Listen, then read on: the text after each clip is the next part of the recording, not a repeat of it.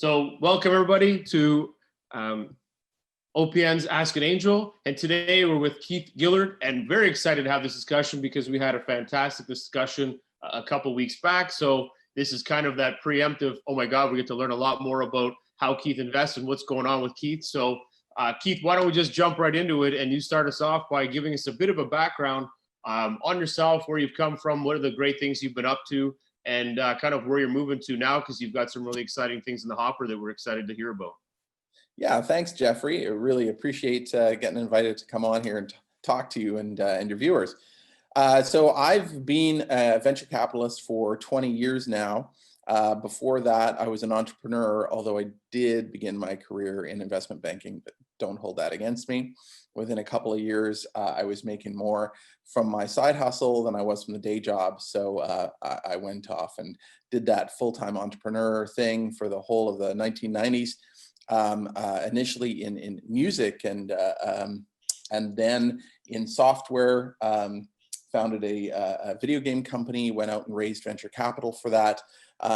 Did another software company, and then a third one, which is still around, trading publicly, doing streaming audio and video and digital rights management. And that was the age of Napster, so it was a very relevant topic. But out of that, I was headhunted by Mitsubishi Corporation to start up and run their Canadian venture capital activities. And after the dot-com collapse, suddenly software and media didn't seem like such a great place to invest. So I was refocused on what we later came to call Cleantech, clean energy, environmental technologies. I really didn't know much about that stuff at all. I was thrown into the deep end, but fortunately, it's stuff that I'm really interested in and very passionate about. And I'm a decent learner. So I did that for 5 years, and then became president of BASF Venture Capital America. BASF is the world's largest chemical company. Moved down to California, opened up their office in Silicon Valley, and managed all of their direct and fund investments. One of which was Pangea Ventures Fund 2. I became general partner of Pangea a few years later, raising funds 3 and then fund 4, and seeing the deployment of the investments there, sitting on a few board of directors, and that was really exciting. We accomplished a lot and really built something with Pangea. But this year, I had an idea for something new. I formed a new firm called Upper Stage Ventures, which is focused on a gap in the Canadian VC PE landscape, sort of a space, no man's land in between the two that is vastly underserviced, and where there are hundreds and hundreds, probably thousands of companies in need of investment and managerial help. So this is something I'm very excited about. Amazing. And I'm going to dig into all of those, but you have to share one thing about you that nobody will know. Well, I think you probably already hinted about it there. I began what led me to venture capital was getting hit on the radio with my band. And then that led to people hiring me to produce their records, which led to me forming a record label and running a nightclub in downtown Vancouver. And yeah, so it's a path that doesn't make sense when you just hear the one thing, but actually all of these experiences led to the point where I was the guy that Mitsubishi Corporation thought was the right one to start up and run their Canadian VC activities. Pretty amazing. Kind of how all things just move along, right? And if you weren't open to the opportunity, it would have just blown right by you. But it sounds like you were just right in your element. You were like, yeah, you know what? I'm willing to try that. Well, I learned to interpret a certain type of fear in a very positive way over the course of my career. And I know that something is the right move if it scares the pants off of me. If it's really scary and I think, can I really do this thing? I don't know. And there's something about that feeling. I may not know it the moment I feel it, but now I say very quickly, within days or perhaps even minutes now. When that feeling hits me, I'm like, oh, this is that. I have to do this thing. This thing is going to make me grow and is going to lead me on to greater success. It's going to drive challenge, right? Yeah, exactly. And did you find that that's kind of like that gut feeling where you feel like you're going to be sick because you can't sort it out and you're like, yeah, this is what I got to go for it. It's just, it feels wrong, but I know it's right. Yep, exactly. Yeah, I think that your subconscious tries to drive you away from that. Your subconscious is scared of failure, is scared of embarrassment, is scared of losing, I don't know, social status or whatever it thinks will come with that. But the entrepreneur in me recognizes that only through risking those things and only through overcoming those things can I grow in my career and as a person. Well, it drives your sixth sense or whatever that your gut tells you to go the opposite way from your comfort level. Your brain is always going to that comfort. Wait, man, that's too difficult. Let's go over here and sit on the couch. You know, that's your mind is always trying to bring you to the safe zone, and that's good that you caught that and went after it, because it sounds like it's just driven this amazing career that you've had, and it's led you up to today where you are. And I think this new venture, and I'm going to get into that because I'm excited to learn more. I'm sure the audience is as well. But I wanted to kind of step back to the beginning, which was you mentioned in your first startup that you raised funds and you went through that.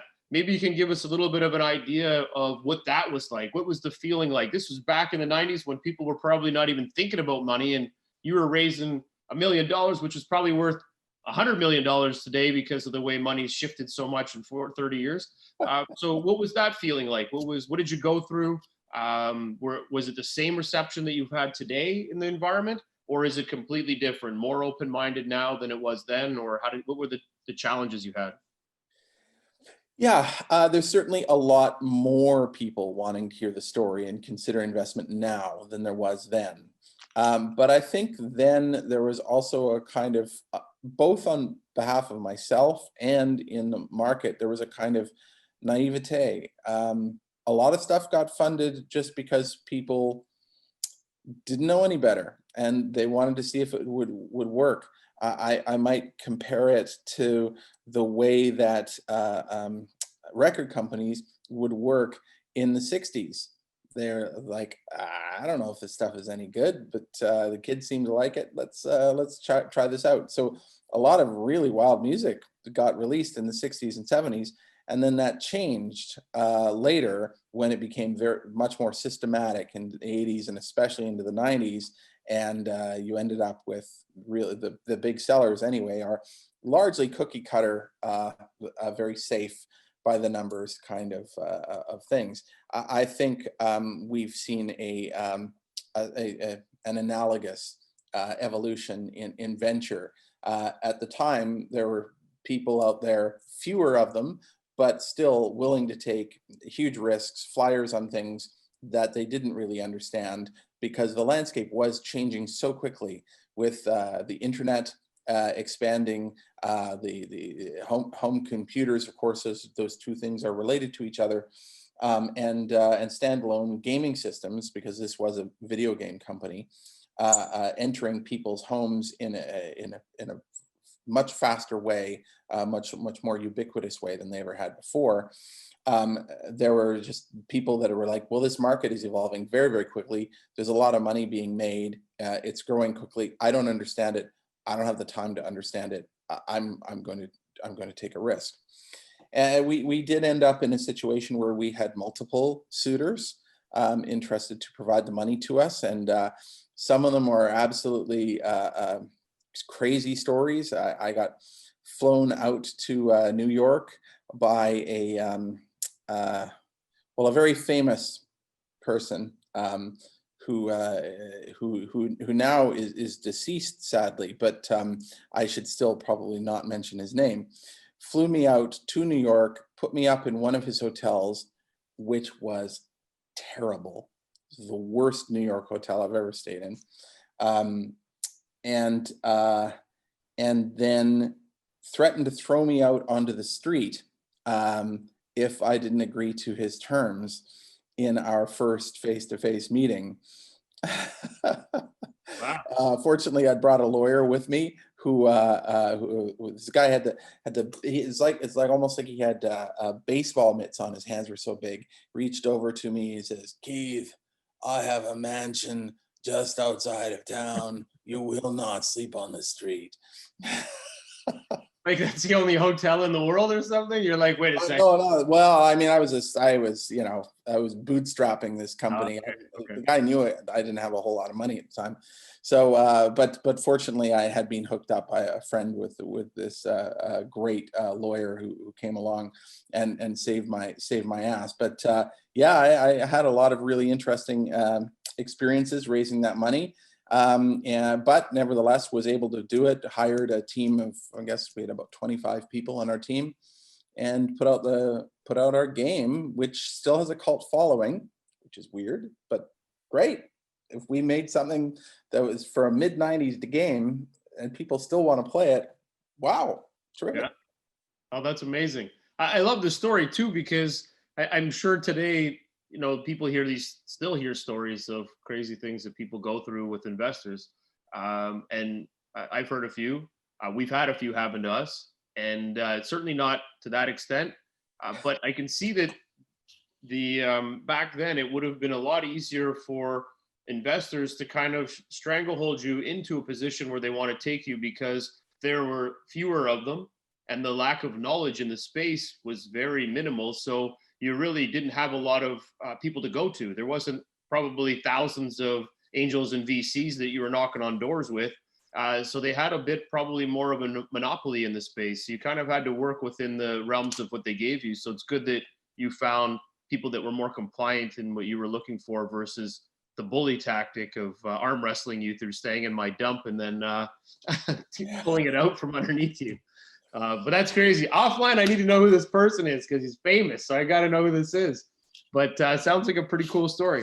So you raised this funds and you deployed, you built a team and in the gaming and the software industry. Even that industry has shifted dramatically. Like I've been playing games since the 90s, and today, oh my God, I'm playing The Last of Us right now. I'm not sure if you're still heavy into gaming, but it is sick compared to what I was playing with Loose Change Louie on my laptop or on my computer, just tapping buttons, right? Like this is night and day difference. So how do you feel that the environment's changed, and is it something that interests you from an investment standpoint? Gaming? Well, the environment's changed a lot. I mean, now I've got kids and, I see what they're into. And for them, I would have to say it's much more about the multiplayer online aspect of it, that social interaction aspect Mm-hmm. of it, than it is about anything else. For them, even graphics are, but I have younger kids here, right? We're not talking that they're playing, Call of Duty or Grand Theft Auto or whatever. For sure. They're playing different kinds of games, but what they really want to do is be on there with people that they know, and be interacting with friends in a different environment. We didn't really have that option back in the day. But certainly graphics continue to accelerate, much better graphics we're seeing all the time. But I do think it's that multiplayer aspect that's the biggest difference, as we've got faster and faster bandwidth and we have decreased lag. It makes it possible to have those real-time experiences, interactions with people. And that's really cool.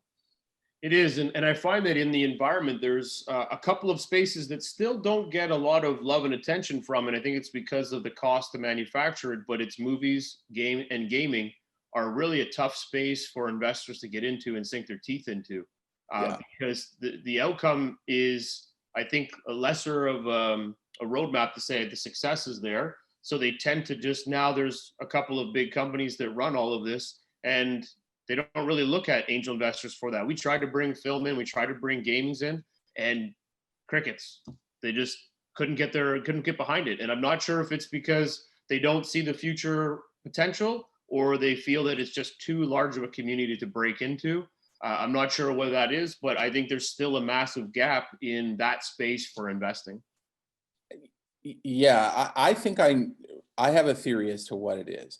I think that it is because people don't want to invest into things that they don't understand, and they know that there are people out there that do understand it. Mm, And so if this company is still not funded, they ask the question, well, if you're so great, why hasn't firm X invested in you? mm. Firm X knows way more about the space than we do, and firm X isn't invested, so we probably shouldn't either. It's Well, too okay. processed. It's gone to that stage that it's very processed, I guess. So the risk is being minimized as much as they can everywhere.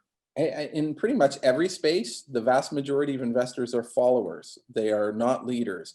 I've gone on the road with many of my portfolio companies, helping them raise. And so many times the meeting is, oh, we love what you're doing. That's great. We love the market. The CEO made a great impression. Yeah, when you sign a term sheet, let us know. We would like to consider participating. Mm. Okay, but term sheets are not hard to write. You know, Yep. you just use the standard NVCA one. Come on, there Yeah. it is. It's all packaged for you. Just plug in a few numbers and then we'll have a talk. But no, most people are not comfortable leading, and I think it boils down to that issue that they don't feel they understand the market or the technology as well as someone else out there does. And they're hoping that that someone else out there is going to price the deal and leave room for them in a Mm. way that they will agree with. Well, there's enough of these groups that clearly that strategy does work. Mhm. Deals get done. Syndication is hard, so I'm glad that there are companies like this out there that can pick up the last 1 to 5 million or whatever that's left in around. But I do wish that they were more willing to take the lead. No, I agree with that. There's not a lot of them. And even in the discussions I have, very few angels or VCs tend to want to lead. I think there's also uh, pressure on the business side as an angel VC to manage the team and effort that goes into doing that deep dive. So a lot of them will say, because a lot of investors are part-time, and their core business is totally something different. They just want to give back. So when it gets to VC stage, different, they're all in. But I think you're trying to manage time, effort, and resource. And if you're Mhm. having 10 on the books that you're trying to manage, you're trying to make sure that that next company you're putting the right effort and time into. You might be reinvesting going in 2 or 3 rounds because you're all in that group. So Yeah. I think there is a really good need for groups that just become money and only money. They're not looking to do anything else. Where these other VCs that are going to take the lead can just go and lean over and say, "Hey, we've done all the due diligence. This is a great investment. You should come in. Done. Here's my money. I'm investing this money on behalf of the other people that don't know what's going on." But that's great because that's also needed. There's a lot of loopholes or a lot of areas that aren't tackled enough in this space, and that's one of them where you don't have someone that's just open-ended to funding and supporting these other funds that are leading the way. Yeah. So I wholeheartedly appreciate that for sure.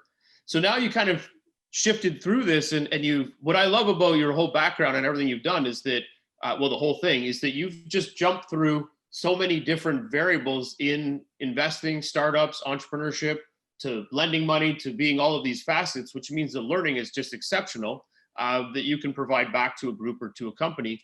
And I love the fact that you were a GP in a fund. So you went from being a startup, raising funds, to selling a company, to then getting back into raising money to push the money out to those people that you were once. And now you're taking another version of it. So this is very exciting. Well, for me, it is. I'll make it really exciting so the rest of the audience will be like, yes, it's exciting. I like this. But I think that's pretty cool. So maybe you can give us a little bit more on the GP side, and what were the strategies? How did you look at companies? What was the thing that said, I want this one, and this one? No, you're terrible. What got you interested in these companies, and what changed from when you were the one looking for money to now giving money out? How did you change that perspective? Okay. Well, I mean, when I was the one who was looking for the money, I was on the startup side. I was convinced that I had come up with my team. I don't mean to claim that I did it all myself, but that we had come up with something that was utterly fantastic and that people were going to love. And we were kind of right, because people actually still love it. So that's great. But I went out there with this certainty, and all the competition and all the market studies and everything like that. Forget about that stuff. Look at this. Look what we've made. This is fantastic. And it was all just about that. It was completely in this tight focus of what it was that we were doing. When you're running a fund, it's different. You really have to be focused on the market. And that's been a key thing for me. I started on the corporate side with Mitsubishi initially, and then BASF. So we were very focused on what were the corporate interests. And those were driven by a combination of business unit interests with all sort of high level corporate long-term strategies. This meant that we were investing oftentimes in things that didn't yet have a significant market, but where there was anticipated that there would be one. For example, Mitsubishi had a high level of interest, and still does have a high level of interest, in fuel cells and hydrogen. Okay. So we did a lot of work in that space. No direct investments while I was there, but we did do a lot of work on that. We did make a fund investment focused on that space. I learned a lot about that, but that's a market that still hasn't really taken off. It has its niche applications, but as somebody said back in the day, in the early 2000s, fuel cells are the energy of tomorrow, and they always will be. That's a good line. We've chatted with a few companies in that space, and you're right. It seems to be maybe tomorrow, but you're right. They're pushing it. It'll get there eventually, I suspect. But well, it works. It works beautifully. There's no question about that. And the cost has come down precipitously, but you're not in a static system. Batteries have made progress every single year, and yes, it's an incremental progress. It's not a hockey stick, but that incremental progress all adds up. And when you're also looking at renewable energy, especially I'm thinking of solar here, just plummeting in terms of cost, combine that with of this progress on the storage side around cost, and fuel cells and storing hydrogen starts to look less economically compelling. Mm-hmm. It has applications where you're not competing against that sort of installed renewable energy grid storage kind of play. It works great in cars, but we've made excellent progress on lithium-ion rechargeable batteries for vehicles. And we all see electric vehicles on the road every day now. So those markets that they were going after, harder and harder to get into. Where it does make sense is in CHP, combined heat and power. So this is for like hot water combined with electrical generation especially in multifamily installations, like you could have in the boiler room of a large apartment building or hospital or any kind of large building like that. You could have a fuel cell system at the heart of it where it's capturing its own heat. The inefficiency is actually now giving you additional efficiency rather than being lost, and it's generating electricity. And if it's doing it from natural gas, it's already being piped into the building, then you have very little infrastructure that needs to be done. It's just installation of equipment. So that can really work well. No, I love that. And then there's lots of a couple of other technologies that are coming out, just even around, say, rigs and the way rigs run, taking the heat from there, pumping it back in to the cabin so they can run all night, like its own generator running. So it stores it up, feeds it back through in the loop so that way you don't have to burn gas or diesel or any other inefficiencies in this. So there are technologies that are layering off this, which is really cool. I think like in that discussion though, there was one thing that you mentioned is that you come from one side to the other side. And maybe when you went in trying to raise funds, maybe when you were first in your own company, there was, and I'm not sure what the right word would be, but there was, hey man, look at us, we're building something cool, you should be investing in us. So now you kind of flip the hat around, and now you look at all the people that were you back then, and you're looking at them saying, yeah man, I was you once, I get it, yes, you got the great company. But is there something that kind of shifted from that? You kind of look at it and say, you know what, I can help you because I was there, for Yeah. one. And two, maybe you should approach it from this angle, because I think it would be more approachable on my end to want to invest in you if you tinker it this way or change it this way. Do you look and focus more on that now and feel that the gravitation to help because you went through all of this? Yeah, in a big way. I did that with Pangea, of course.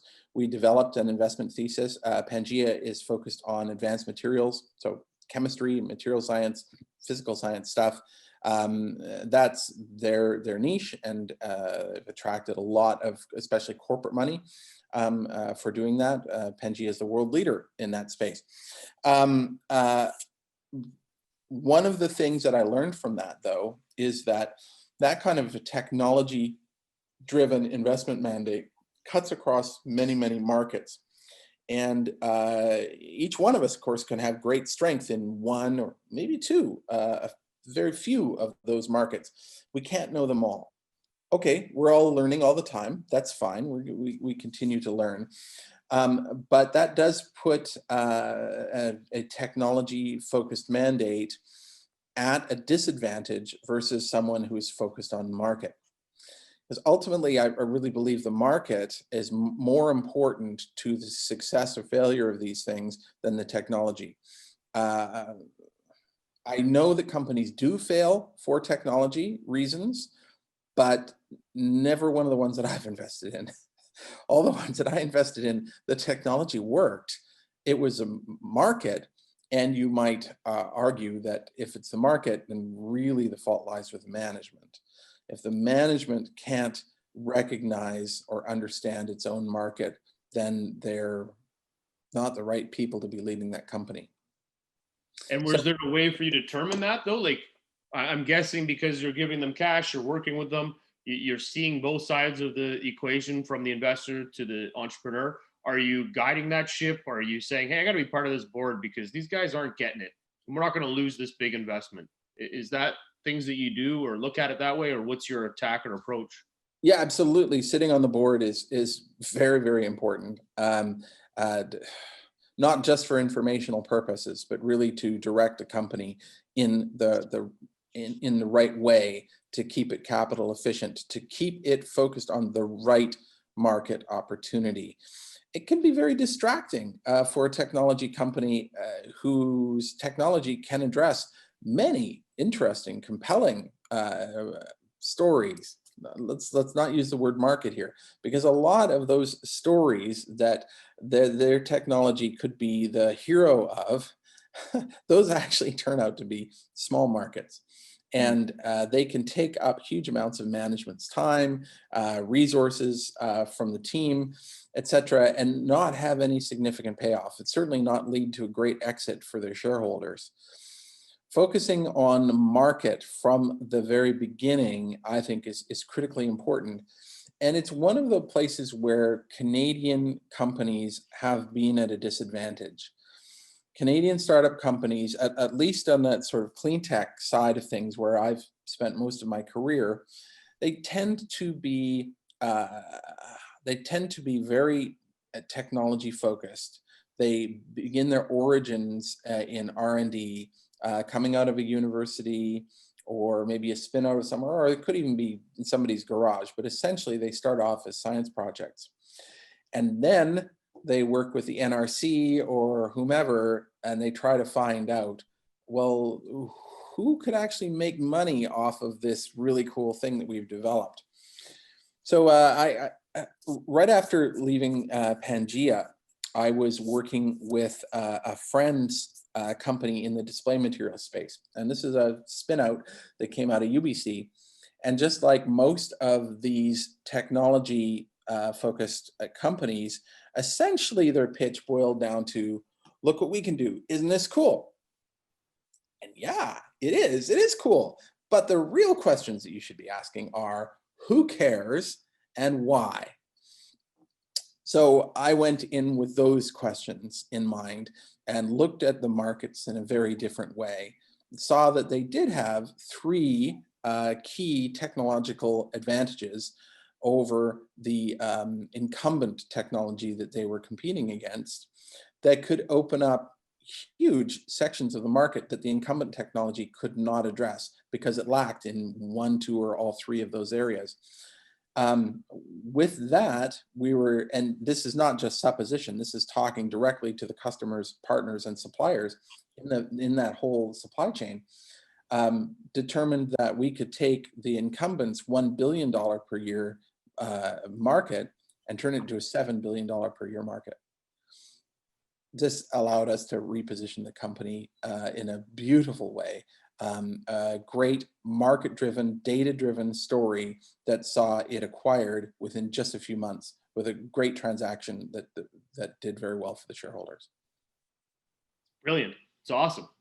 And I like the fact that you had the foresight to see and analyze the tech to figure out, is this something that fits in the market and can it actually overcome what everybody else is doing? But then also, can this team actually carry this product forward? Because if the team can't do it, then who cares if they have this great tech? It's going to sit on the shelf and not go anywhere. And it's not going to be a great investment. So that kudos for seeing that. But I think the bigger one is that, and you touched on it, is that it wouldn't have been a good investment and the shareholders wouldn't have got that value out of it. And as a VC investor, your whole target is making sure that your companies that you invest in have that return, because the more return you bring back to those angels or those VCs, the more they're going to continue investing, which means that they'll continue to help and support this ecosystem, which I think is the always a tough thing, because if you see the 1 in 10 win or 1 in 10 companies go on to be this unicorn, we tend to forget that there's actually 6 or 7 other companies that are really do grow and get sold, but everybody just wants a unicorn, which blows my mind. It's that the 8 or 9 companies, I would rather have 8 or 9 companies be successful and sell than have one unicorn. Because I think at the end of the day, you've created jobs, you've created value, the ecosystem grows. Those 8 companies that actually were successful in selling, they probably had spinoffs and you got to be involved in those. So you probably got to invest in 6 more companies. And the thing, that's what people don't think about. They're like, I just need the unicorns. Well, yeah, your unicorn's great, but think of all the other opportunities you created with those other companies that were able to grow and spin off and build and sell along the way. You actually are expanding your fleet and you're expanding the opportunities that you get to present and build up for your investors. And I think this kind of just jumps us into that next stage of where you're at now, which is this, I'm not sure the right term to use if it was gray area, but the area where the untouched investor side of things that you're now building your next fund in. So I'd love for you to kind of share more about that, because I'm excited for this, because we have a lot of companies that get to a certain stage. And I always call this the dead zone, which is either you got to sell like crazy to get out of this, or you're going to die on the vine here because there's nowhere else to go. So maybe you can kind of give us a bird's eye view into what you guys are focusing on here. Sure. Yeah, we were really inspired by the experience that I just described for you of identifying a completely different way to look at the market and position that company. And we began to think that there are a lot of companies, and especially as we were in COVID lockdown there in the spring, there's a lot of Canadian companies we don't even need to go through quarantine in order to go in diligence in person. There are a lot of companies out there that do not have a whole lot of support from their investors because they have investor fatigue or whatever. They may not have the ambition or the vision to realize the value of, and this is the most important part here, the fact that the only companies that are going to interest us are the companies that have really great products that can address really compelling international markets. So finding those companies that really seem to have something, and yet they're not making the best use of it, which may be because of their management and it may be because their investors are not supporting them. We were originally thinking about maybe just buying one and running it ourselves and doing the same kind of thing that we had just done. But as I looked at like 200 BC companies looking for this, I found this pattern over and over and over again. And I began to think, this is more than just a one shot. We could put together a fund for this.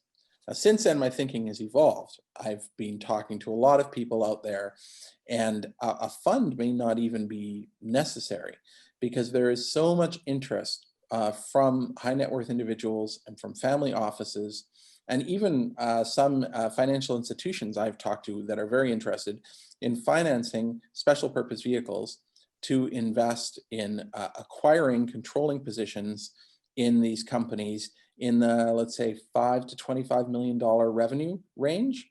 Yep. So not yet attracting the big PE firms, and yet where they may not be venture appropriate. They may not even be venture friendly, and that's key part of doing the controlling position. I did one. Is that focusing on companies that fit in with like an EBITDA of 1.5 to 2 million? Is that kind of your target plus, or you don't care about that? You just want to have a set revenue 5 million to 25 million? I care less about the EBITDA because we're going to go in there and probably we're going to change things. We are probably going to ramp up some spend. Yep. On these companies, because that's a key part of this is refocusing that company on its best market opportunity.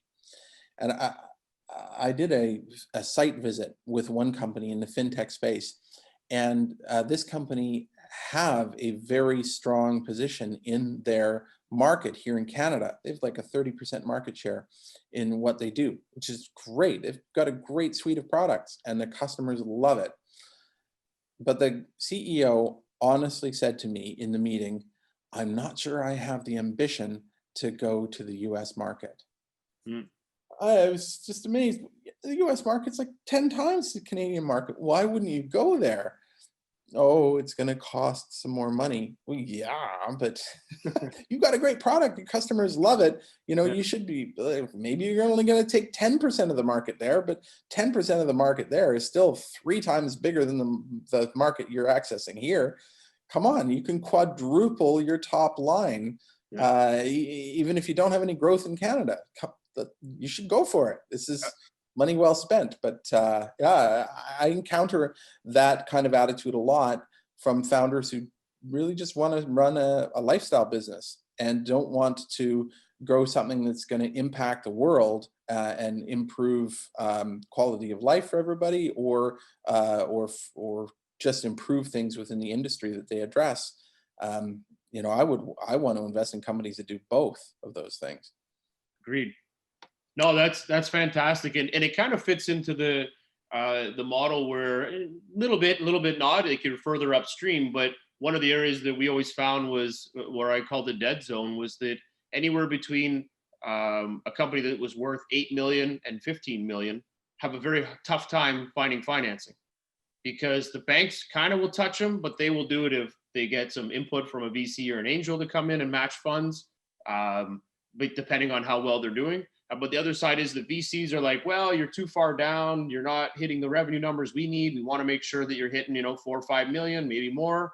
So there's kind of this spot where they go out to market and they're struggling to find cash. And then as soon as they get to that next layer, when you're in that value of 15 and up, then all of a sudden the money starts to flow in. There's more VCs wanting to get in there. The risk has been reduced significantly. You've got a good trajectory.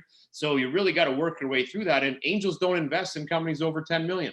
Because the returns aren't really there for them, even though they are technically, because they're going to get it to 100 or 200 million. The angels, their money is worth more value in that range of 1 million to 10 million. So there is a gap, and it sounds like you're fitting in that gap and maybe a little bit further ahead too. But I think that's honestly, it's fantastic. I'm going to have 1 million companies to send you. I'm going to be like, hey, here's all of our investments. Can you take them to the next level? Because before they get to that Series A, they're going to need that a big push, right, to get them in there. So I think there's a huge need for that. Terrific. I want to look at every one of those companies. Done. So, all right, we're done here. This is good. I got some homework to do, but yeah, that's crazy.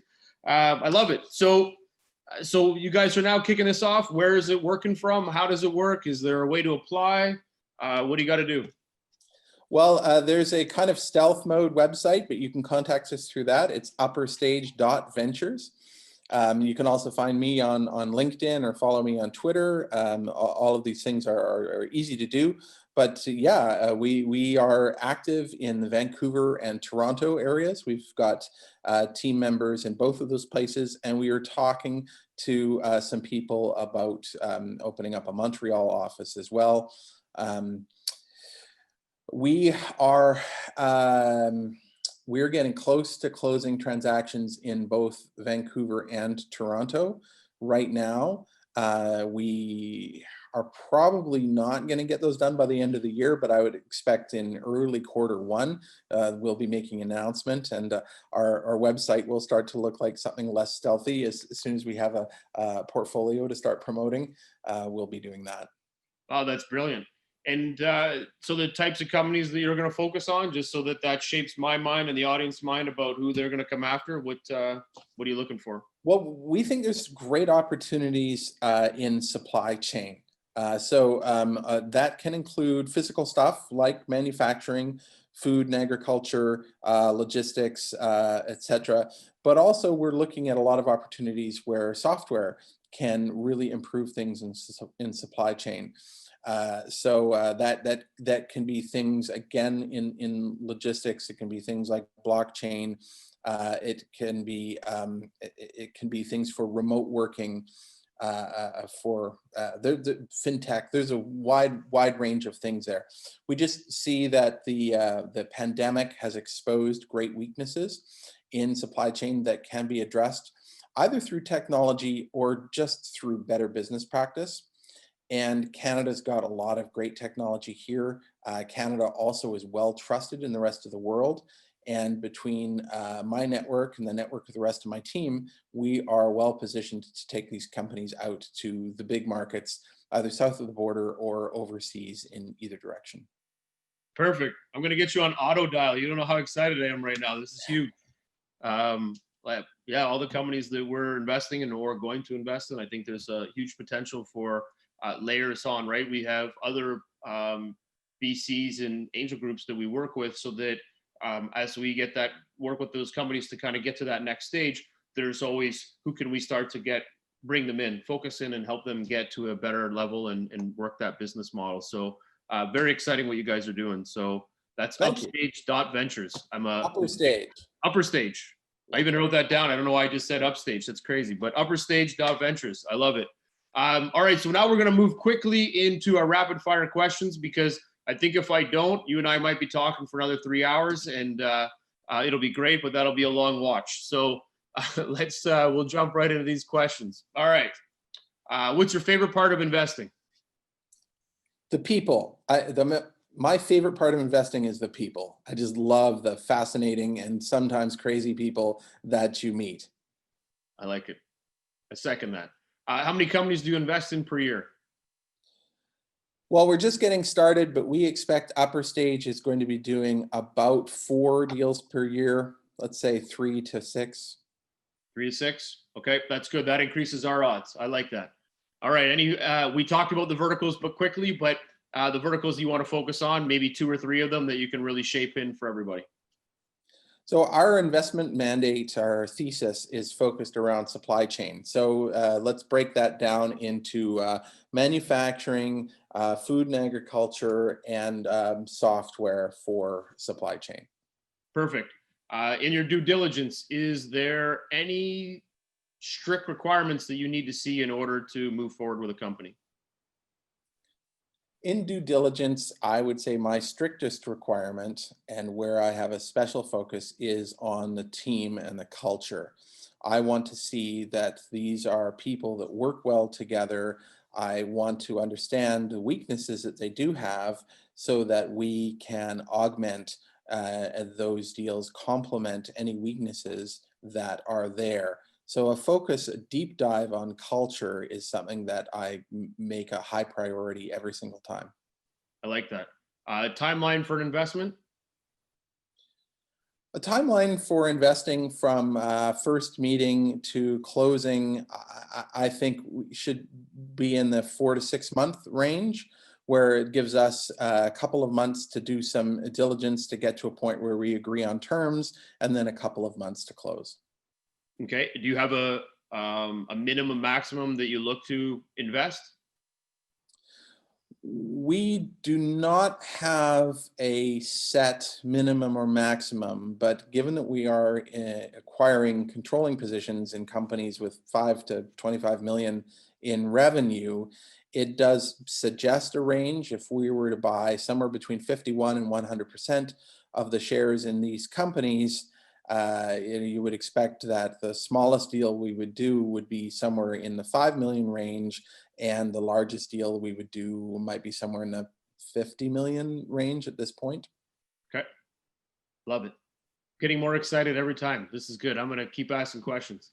Outside of DD material, what other factors do you look at? You mentioned the team, but is there other things that you really want to make sure are a big home run for you guys, and how you're going to help them? The big factor we look at besides the team is the one I spoke about earlier, and that is market. I want to understand the big international market opportunity of the company, and unfortunately, the company itself may not understand that properly, and usually doesn't. So this is some place where we have to do a lot of work, and fortunately we have a great team, people that really understand the kinds of markets we're addressing, and we have a great network of people that we can just pick up the phone or get on a Zoom call with and get a good understanding of where a company's products could make a bigger impact than where they currently are focused. I like that. That's great. Uh, Obviously, you like to lead rounds because you're going in as a pole position into the company, which is fantastic. Do you have preferred terms that you look for? We do like to lead. We don't have a problem with syndicating a deal, and in fact, we're considering that with one of the deals we're working on right now. We do have some really interesting value-added investors that want to take minority positions, and that could allow us to play for a bit bigger company, um, uh, and still have the kind of controlling stake that we would prefer to have. Special terms, our terms I think are pretty standard within private equity and venture capital. If we are buying out only part of somebody's position, so that they can continue to have upside, we would put any additional capital into the company in a preferred share structure to give ourselves the extra protections or rights that we may need. When I structure terms, I really try to make it a win-win between ourselves and the management, and any future management that we need to recruit and retain in the company. That's critically important, that the teams feel very motivated. I'm working on a company right now where there was no ESOP, no employee stock option plan. The team had nothing along those lines.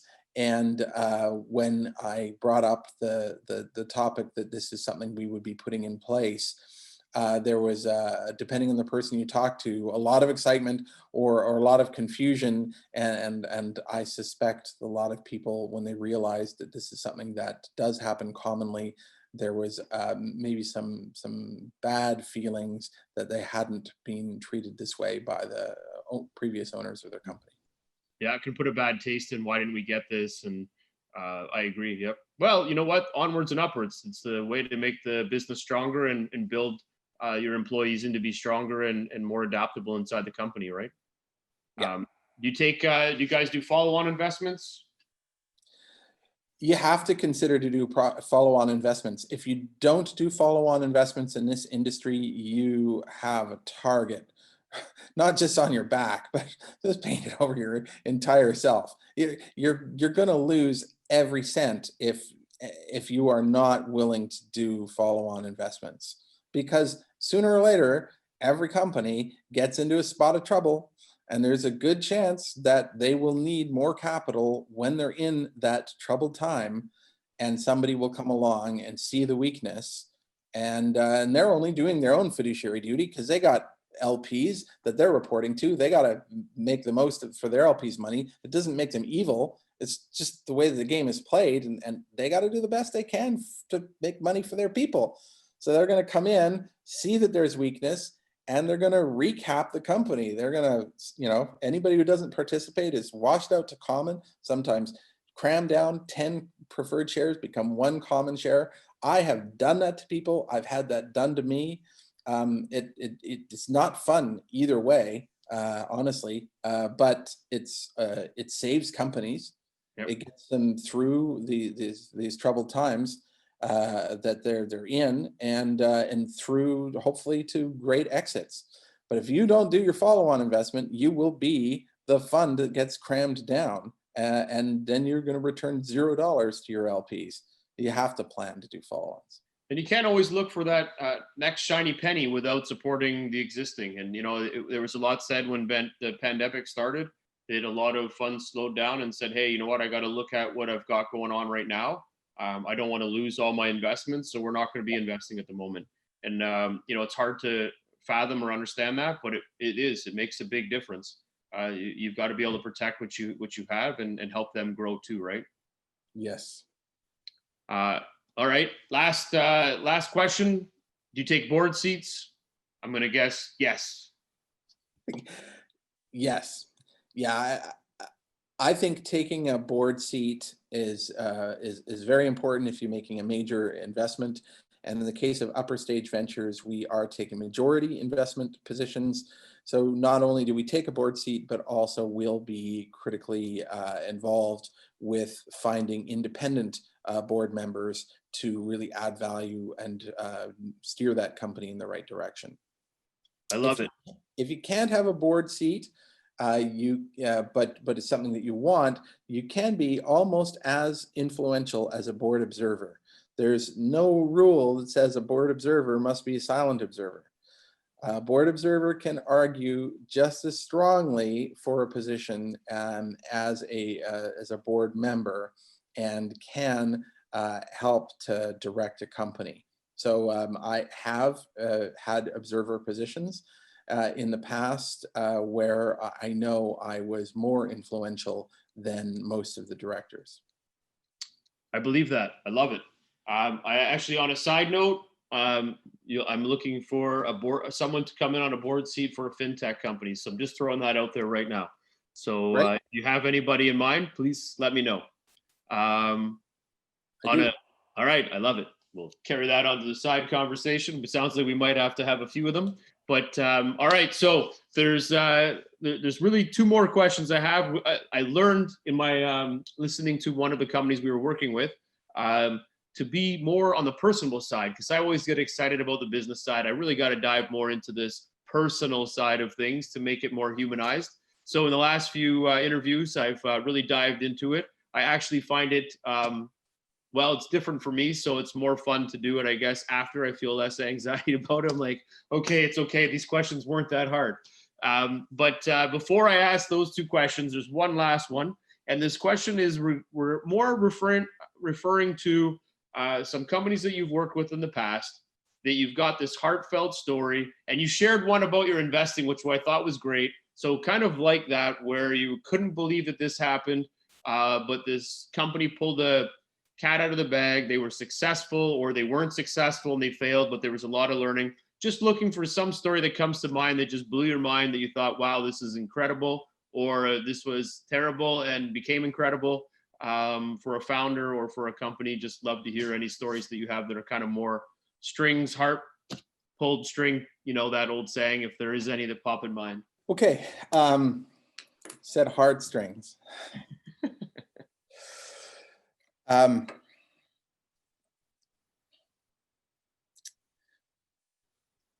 One of my companies is a company called Vesteron, based in Kalamazoo, Michigan, and Research Triangle Park, North Carolina.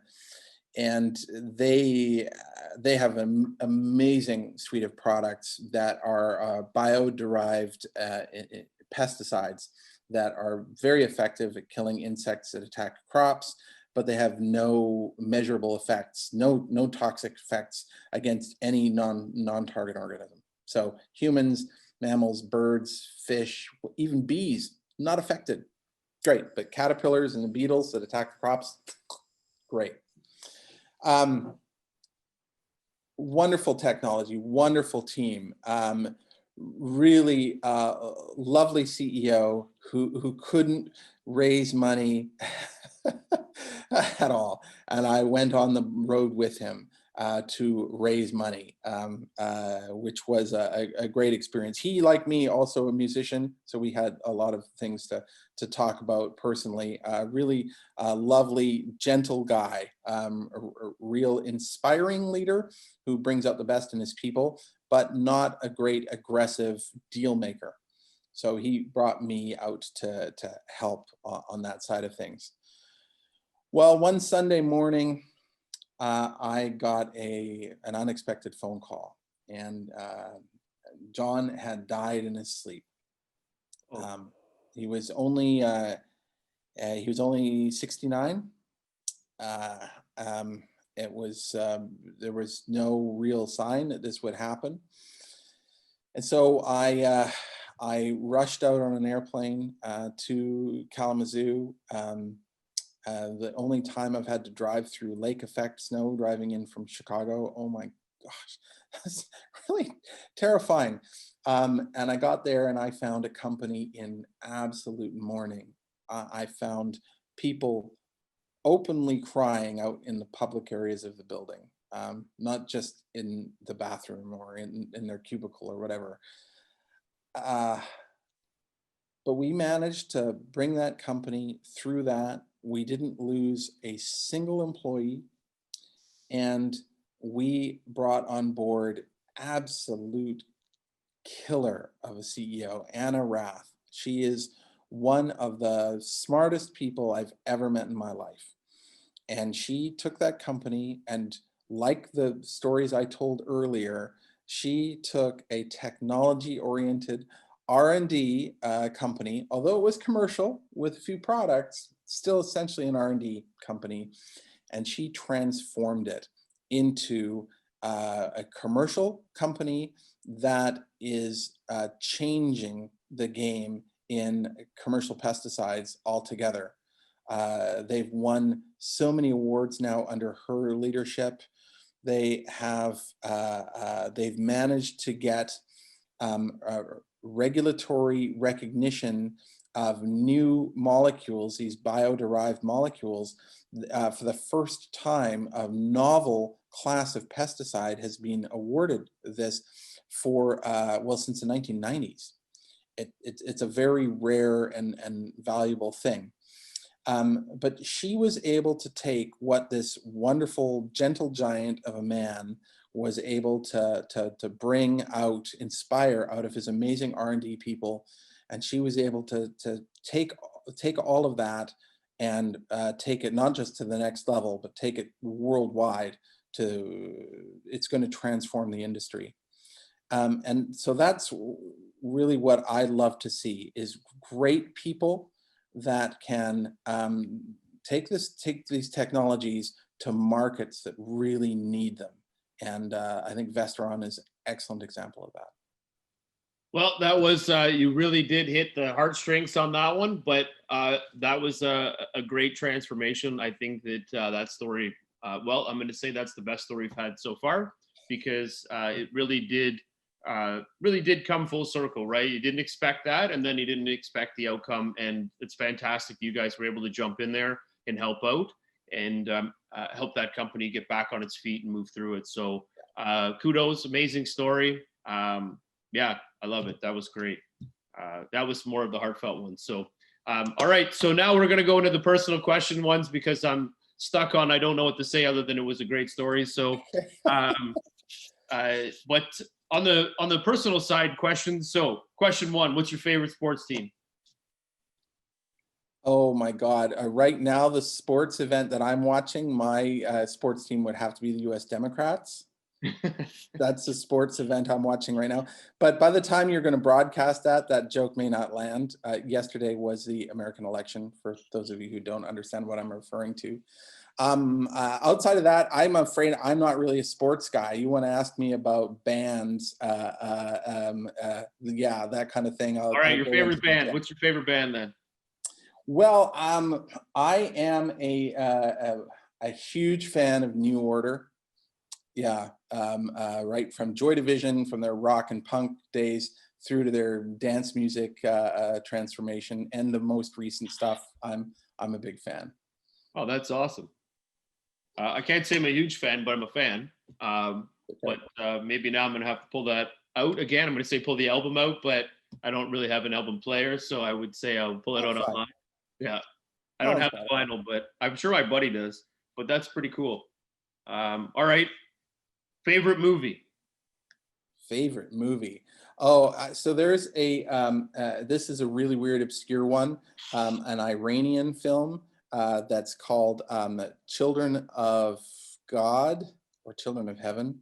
I think there might be two translations, but it's this absolutely beautiful film about a brother and sister who have to share a single pair of shoes. And it's funny but very touching, and gives you a real eye-opening look of what life was like for poor people in Tehran in the 1990s. It's a beautiful film. It's got a bit of a cult following to it. Yeah, it does. I mean, it won a bunch of awards. Yeah. It's a remarkable film. Yeah, I'm familiar with the film. I'm a big fan. So what character would you play in that film? Oh, well, I'd like to be the little boy, but yeah, I don't think I could get that role anymore. I guess I have to play the dad. All right, fair enough. Yeah, no, it's because you've gone with a different style of movie. Most come up with more famous movies, and then you pick the character that would fit. You're like, what represents you the best in that film? So a little bit tougher in that Well, one. yeah. So I mean, if it was the Marvel universe, my daughter says that I'm like the Captain America. So Done. I like that one. Captain America. Done. Well, I think that Keith, it was fantastic chatting with you. We've kind of gone over our time, but man, it was exciting. I think there was a ton of learning. Very excited about all the different things that you've done and what you've accomplished and what you're doing next. I think there's a lot of learning here, and hopefully the audience will see the same thing when they get to see it and hear it. But I appreciate all of your time, and want to thank you again. But one last thing that we do is we want to give you the last word. So if there's anything you want to share with investors or entrepreneurs, any words of advice, I'm sure they'd love to hear it. So I leave you with the last word, and thank you again for joining us. Well, that's great, Jeffrey. Thanks very much. The last thing I fit in there is one that we didn't get to. One of my other hats is as chairman of the Foresight Cleantech Accelerator Center. It's Canada's largest cleantech exclusively focused accelerator. And we just celebrated our 500th client company to go through our programs. We've got a great suite of programs, and we are working with companies all across Canada, increasingly working with companies going further east into Canada. And we, in addition to things like mentorship and that, we offer these challenge programs, which are like mini X prizes that are industry sponsored efforts to solve a particular commercial need. We look to startup companies to try to provide the best solution to an existing industrial pain point. And those companies that win not only get the prize, but they get a great customer as well. That's brilliant. Well, that's a good way to end it. And I'm glad you're able to touch on that, because you're right. We didn't get a moment to speak to that. But again, huge fan of all the great things you've done in the ecosystem. Keep up the great work. And I look forward to chatting with you more about all this. But Keith, it's been fantastic. And I take lots of notes, so it doesn't look like I'm reading a novel underneath here, but big fan. And thanks again for taking the time. Fantastic. Okay. Thanks, Jeffrey. You bet. Have an awesome day. Cheers. Well, that was incredible. Huge, man. Lots of great stuff. Keith's done a lot of great things in his day, coming from a musician to investor to raising money, Absolutely incredible. So there was a lot of things he touched on, but I think the main one that he really did want to emphasize, which was pretty incredible, was, you know what, focus on the team, focus on the execution, and then the market, making sure that that company fits in the right market. That makes a big difference on where that company is going to go. Love the fact that they're creating in that one area that's not being the dead zone of investing. That they're coming into that. It's fantastic. I think that's going to make a big difference in the ecosystem for investing. And you know what, the team and the culture, I think, really hit home for me. I really enjoyed hearing that they put a lot of emphasis on that, and of course, learning about the likes and that he plays music, and big fan of some culture films. That's also pretty cool. So yeah, what more can I say other than it was a great discussion? And I'm looking over my notes trying to think of what other cool things I can say. But being from Cleantech and now working at Upper Stage Ventures, I think they've done some great things. So Keith, thanks again. You did a fantastic job. And thank you everybody for joining in. Have a great week.